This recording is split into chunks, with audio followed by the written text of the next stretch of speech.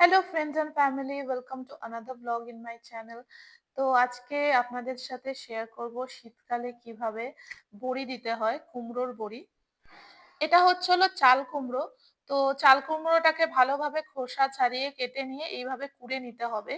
তো এখানে বাবা কুড়ছিল, কুড়ে তারপরে ওটাকে একটা পরিষ্কার ন্যাকড়ার মধ্যে দিয়ে ওর পুরো জলটা ঝরিয়ে নিতে হয়। আর এদিকে দেখুন বিউলির ডাল মা ভিজিয়ে রেখেছে। তো ভিজিয়ে রাখতে হয় যাতে এটা ভালো মতো ভিজে যায়, পরে বাটতে সুবিধা হবে।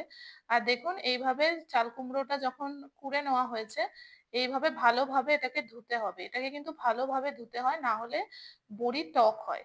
যদি ভালোভাবে না ধোয়া হয় তাহলে নাকি বড়ি টক হয়। আমি এগুলো সব মায়ের থেকে জেনেই আপনাদেরকে জানাচ্ছি, কেননা আমার সেরকম জ্ঞান নেই বড়ি দিতে। আমি বড়ি দিতে পারি, বাট এই নলেজ গুলো আমার মায়ের থেকেই শিখছি। তো ওই জন্যই ভালোভাবে ধুয়ে নিচ্ছিল। এবার ধুয়ে নেওয়ার পরে জলটাকে ভালো করে চিপে নিতে হয় একদম, যাতে সব যতটা পরিমাণ জল চিপে বার করা যায় ততটা চিপে নিয়ে ওটাকে সারাদিনের জন্য আটকে এরকম ঝুলিয়ে রাখতে হয়, যাতে পুরো শুকনো হয়ে যায়। এই যে মা বেঁধে দিল। তো এটাই হচ্ছিল প্রস্তুতি। তারপরে কি হলো, তারপরে আরো আবার ভিজিয়ে রাখা ডালটাকে ধুয়ে আরো ভিজিয়ে রাখলো, যাতে সন্ধেবেলা বাটার সময় আর জল ঘাটাঘাটি না করতে হয়। ওর জন্যই আগে করে সব রেখে দিচ্ছে দুপুর বেলায়। তো সকালে তো দেখলেনই সব ডাল, তারপরে কুমড়ো সব করা হয়েছে। কি বলে, ধোয়াধুয়ি সব হয়েছে। আর এখন সন্ধেবেলা আমরা সব ডালটাকে পুরো বেটে নিতে হবে, তো ওটাই বাটাবাটি হবে। আর বলতে চাই, এই যে মিক্সার গ্রাইন্ডারটা, এটা কিন্তু কেনা হয়েছিলই কি বলে, বড়ি দেওয়ার জন্য, যাতে মানে শিলে অত ডাল পিসতে অসুবিধা হতো। কিন্তু মানে মা এটা ইউজই করে খালি বড়ি দেওয়ার সময় এটা বার করা হয়। মাঝখানে অনেক বছর দেওয়া হয়নি, আবার কিছু বছর পর দেওয়া হচ্ছে। তো এটা তাই জন্যে আবার এটা বেরিয়েছে বাক্স থেকে, শুধু বড়ি দেওয়ার জন্য। আর এই যে কুমড়ো, কি কুমড়ো বলে এটাকে? চাল কুমড়ো। চাল কুমড়োটা দেখুন ধুয়ে রেখেছিল, ধরো ওইটা এখন দিও না, এটা একটা এক্সট্রা ছিল, ওটা আলাদা। এই দেখুন ধুয়ে যে ঝুলিয়ে রাখা হয়েছিল, পুরো জল কিন্তু ঝরে গেছে। কিন্তু এটা মা বলছে সারা রাত আরো চিপে রাখবে, নাকি সকালবেলা আরো জল ঝরে যাবে। বড়ি দেওয়া কালকে হবে, তো সকালেও দেখাবো কেমন দেখতে লাগে। তো ফ্রেন্ডস, আমি এইমাত্র বললাম যে মিক্সার গ্রাইন্ডারটা আমাদের শুধুমাত্র বড়ি দেওয়ার জন্যই মা ইউজ করে, ঠিক আছে? তো ওটা তো ইউজ হয় না। আর বললাম মাঝখানে অনেকদিন আমরা মানে অনেক বছর বড়ি দেওয়া হয়নি। এবছর মা অনেকটা সুস্থ বলে এবছর দেওয়া হচ্ছে। তো জাস্ট ফার্স্ট বার আমি ডালটা বাটা স্টার্ট করেছিলাম, আপনাদেরকে দেখাচ্ছি। দেখুন এই ডালটা বাটা হয়েছে, ঠিক আছে? শুধু ফার্স্ট বার এইটুখানি ডালটা বাটলাম, ঠিক আছে? আর মানে মরতে মরতে একটা বিশাল বড় অ্যাক্সিডেন্ট হয়ে যাচ্ছিল। সেটা হচ্ছিল, দেখুন এই দেখুন পুরো এই যে ব্ল্যাক পোর্শনটা দেখুন পুরো পুড়ে গেছে। এতক্ষণ তো পুরো গরম ছিল, হাত ধোয়া যাচ্ছিল না। হ্যাঁ, মানে বিশাল একটা অ্যাক্সিডেন্ট হতে হতে বাঁচলাম, ঠিক আছে? এই যে দেখাচ্ছি, দেখুন এই দেখুন কি হলো। পুরো এই মনে হচ্ছে এই তলাটা নষ্ট হয়ে গেছে বা কিছু, মানে নষ্টই হয়ে গেছে। বহু বছর পর বার করা হয়েছে। আর দেখুন এইটাকে পুরো মানে এমন পুড়ে গেছে, এখনো ধোয়া ধোয়া বেরোচ্ছে, আপনারা দেখতে পাচ্ছেন। পুরো পুড়ে গিয়ে ভিতরের যে স্ক্রুটা আছে দেখা যাচ্ছে। মানে বিশাল অ্যাক্সিডেন্ট থেকে বাঁচলাম। সাহস করে সঙ্গে সঙ্গে মেন সুইচটা অফ করেছিলাম, নইলে পুরো ধোয়া ধোয়া হয়ে গেছিল। কি বলবো। এখন যাই হোক, নিচে গিয়ে শিলনোড়াতেই বাটার ডিসিশন, বিকজ এটাতে আর আর মানে এরকম জার আরও আছে, বাট মা বলছে আর কোনো রিস্ক নেওয়ার দরকার নেই। তো যাই হোক, এখন এগুলো সব নিয়ে আবার নিচে যাব। তো মা আর আমি এখানে ছিলাম, মানে বিশাল অ্যাক্সিডেন্ট থেকে বেঁচেছি, মানে ভগবান, থ্যাংক গড। যাই হোক, তো চলুন নিচে গিয়ে এবার বাটাবাটি হোক। যা ঘটনা ঘটলো, তো আমি বললাম আগে একটু চা খাবো। তো এখানে আমি আদা আর এলাচ দিয়ে চা বানাচ্ছি। তো বললাম, মাকে বললাম আগে চা খাই, তারপরে আবার যা কাজ আছে করবো। তো চটজলদি একটু চা বানিয়ে নিই। একদম কড়া করে চা করে নিয়েছি। বাবা লিকার খায়, আমি আর মা দুধ চা খাবো। তো এবার খাওয়া যাক। শেষমেশ বাবা এখানে শিলে পিসছে, খুবই কষ্টকর, কিছু করার নেই এখন আর, এখানে অনেকটাই আছে।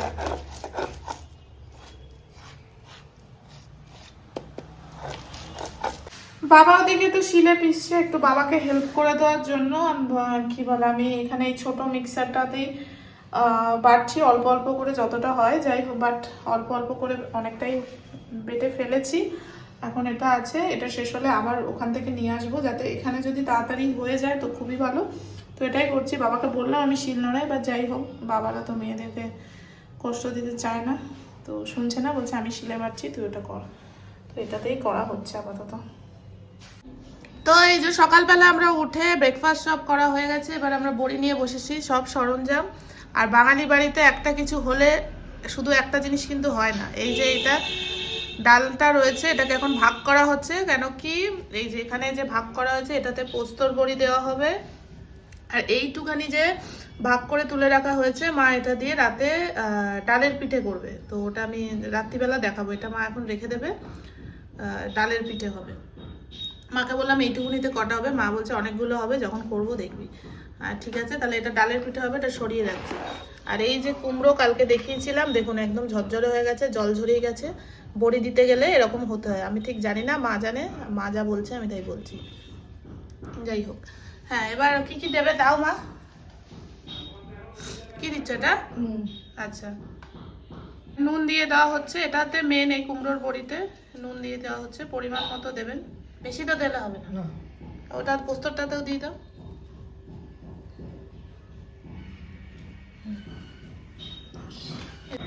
এই যে মা এখানে এক বাটি জলও নিয়েছে, মা বললো যে এইগুলো সব মিশিয়ে ফেটাতে হয়, ফেটাতে ফেটাতে ওটা এতটাই হালকা হবে যে তখন নাকি জলের ওপর দিলে ওটা ভাসবে, আর যখন ওটা পুরো ভাসবে তখনই বোঝা হবে যে বড়ি ফেটানো হয়েছে। আর বড়ি যদি ভালো ফেটানো না হয় তাহলে নাকি বড়ি শক্ত হবে, খেতে ভালো হবে না, আবার অনেক ব্যাপার আছে।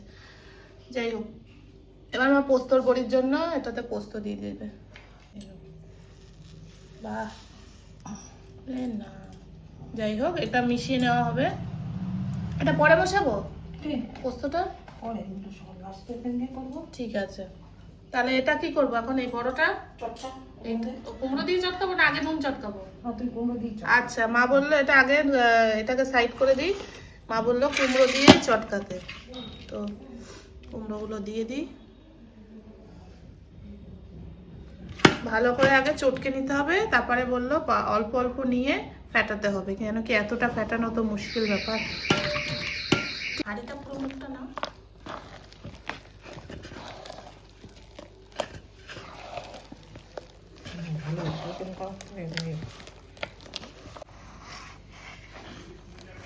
এই যে অল্প একটু এই আলাদা পাত্রে নিয়ে নিয়েছি, এবার এটাকে ফেটাতে হবে, ভালো করে মিশিয়ে নিয়েছি, এবার ফেটাতে হবে।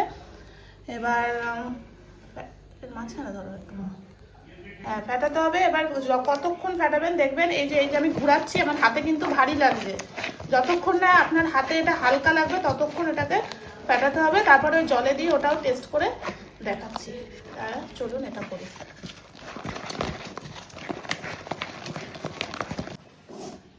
এই দেখুন, এই যে এটা আমি ফেটিয়েছি, বাট মা বলছে আরো ফেটাতে হবে। তো এটা মোটামুটি হয়েছে, কি করে বুঝবেন, দেখুন এরকম নেবেন, নিয়ে দেখুন এরকম আমি জলের মধ্যে দিচ্ছি, দেখুন এটা ভাসছে, ঠিক আছে। আর ওই যে ভিতরে একটা ডুবে গেছে, ওটা কোনটা নিয়েছি, ওটা এই যে পোস্তর বড়ির এটা সাইড থেকে একটু নিচ্ছি, এটা তো ফাটানো হয়নি, এখান থেকে একটু নিচ্ছি, নিয়ে দেখুন এটাকে আমি জলে দেবো, এটা কিন্তু ডুবে যাবে, ওই দেখুন, হ্যাঁ, যেটা ফাটানো হয়নি ওটা ডুবে গেছে, আর যেটাগুলো ফাটানো হচ্ছে ভাসছে। তো এইভাবে বুঝে যাবেন ফাটানো ভালো হচ্ছে কি। এখানে আমাদের জোরদার ফাটানো শুরু হয়ে গেছে।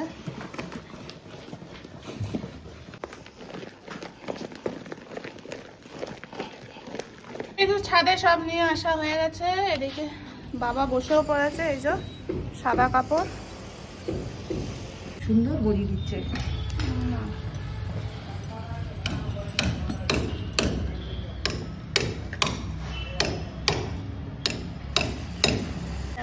ওর মাথা ছায়া পড়ছে আমার বডিতে। আমি সরে যাচ্ছি, এই যে সরে গেলাম, এখানে কাছে এসেও দেখো, দাঁড়াও আগে দূরে থেকে করে নেই। আমি করি সেগুলো ঘুটে দেবো।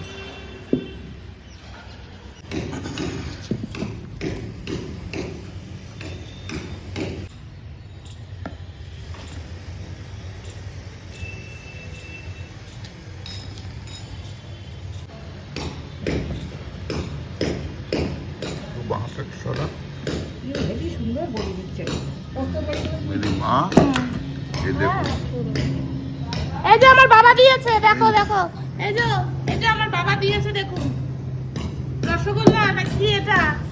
আমি কি করবো, আমি যা পারি তাই নিয়েছি। আর তাই এখন বাবাকে ক্যামেরাম্যান করে দিয়েছি। নাও রাখো পরে। না, এবার বন্ধ করো। আমাদের কুমড়োর বড়ি দেওয়া কিন্তু হয়ে গেছে।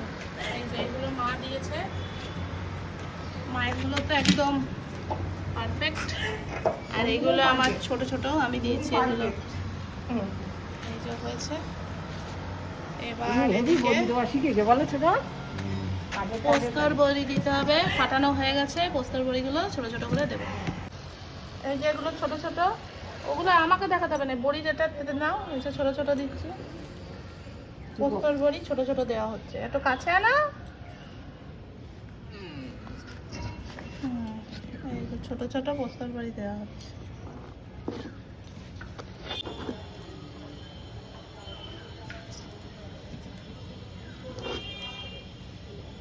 আমাদের বড়ি দেওয়া কমপ্লিট।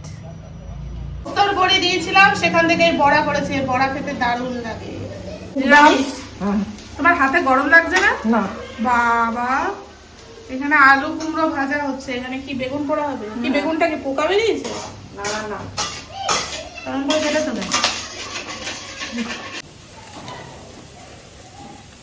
হেভি লাগে কিন্তু। হ্যাঁ ওরে বাবা, খালি মিশে দেয় তোরা তোরা হ্যাঁ হ্যাঁ খেল। উড়িয়ে আমি লেগে যাবে। এ বাবা,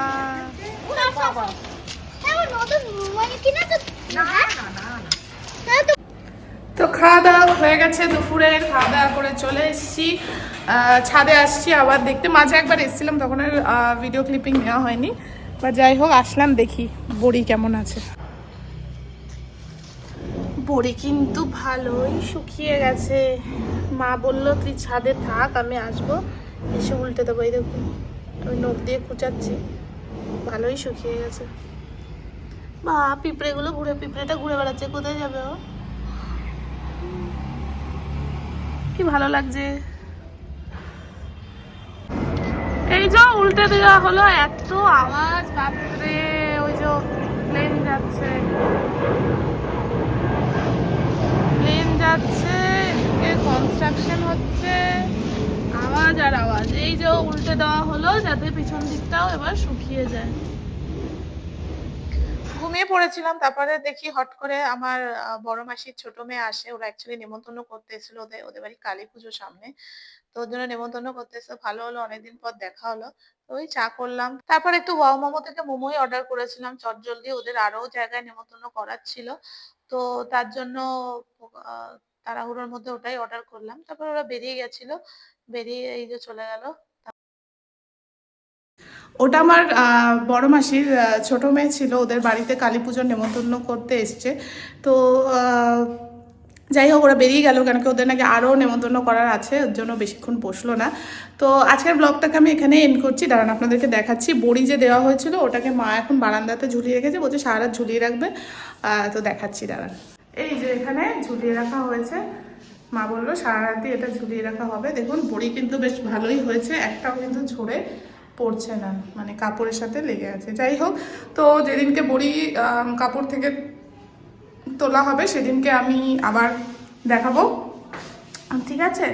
তো আজকের ব্লগটা এই পর্যন্তই। ভালো লাগলে প্লিজ পাশে থাকবেন আর সাপোর্ট করবেন, লাইক করবেন, কমেন্ট করবেন, আর ওগুলোই আমাকে ভিডিও বানাতে আরও মোটিভেট করবে। তো টাটা।